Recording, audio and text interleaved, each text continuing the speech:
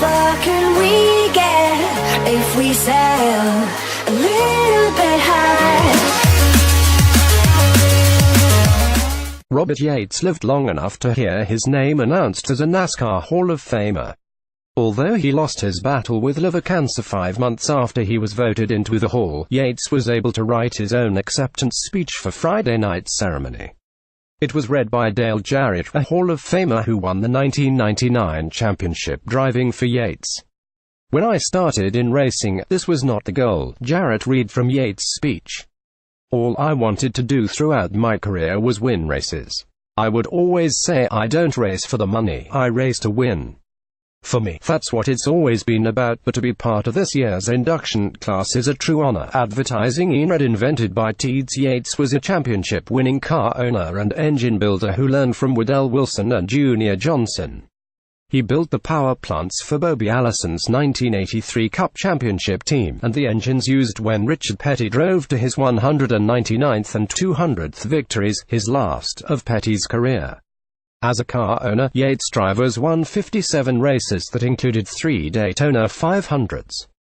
A year ago, as he was in his losing fight with cancer, Kurt Busch drove a Yates-powered car to the Daytona 500 title. Also inducted Friday night were pioneering crew chief Ray Evernham, Red Byron, NASCAR's first champion, 4-time Truck Series champion Ron Hornaday Jr. and Ken Squier, the first broadcaster to make the Hall. Evernham led Jeff Gordon to 3 of his 4 championships and changed the sport in his approach to preparing race cars.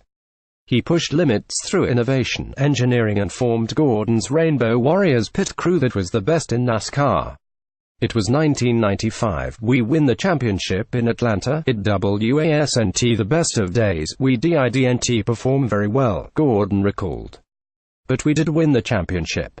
And to tell you what kind of person Ray Evernham was, I think he enjoyed the championship for maybe a split second before he started thinking about what was wrong with that race car, and he showed up at the shop the next morning, the day after we won that championship, to figure out what was wrong with that race car.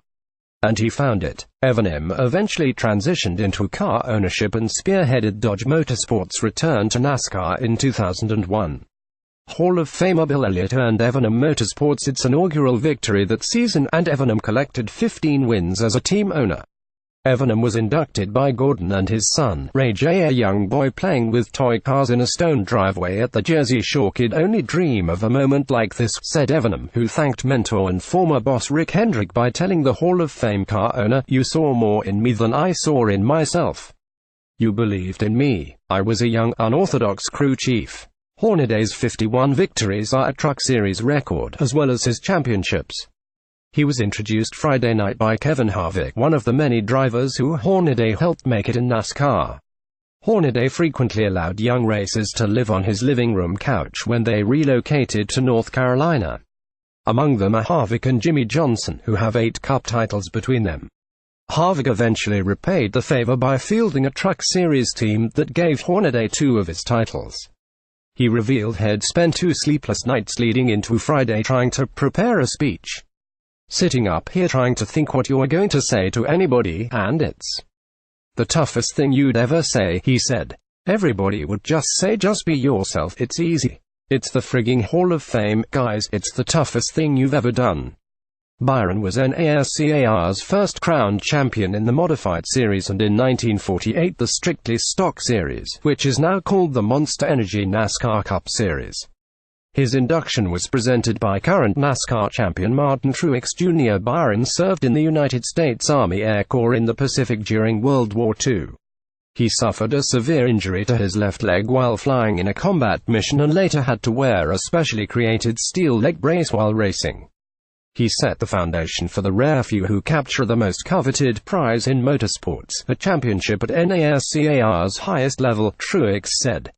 This driver had admirable talent but possessed even greater toughness and courage. He will always be the first, he will always be a pioneer, and now he'll always be a NASCAR Hall of Famer. Squier worked NASCAR's flag-to-flag network television debut in the 1979 Daytona 500.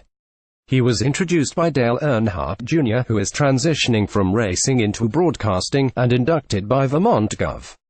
Phil Scott, Squire, is the co-founder of the Motor Racing Network and a longtime voice of NASCAR. He had co-founded MRN in 1969 before moving to television. He is also credited with helping develop the sport's first in-car camera that is still used in telecasts today. The heroes in this room who earned the way through tenacity, courage, and their ability to accomplish something they believe worthwhile, vital, and now they've added a storyteller, Squire said. And believe me, I can tell some stories. Most of them aren't true, so don't be concerned.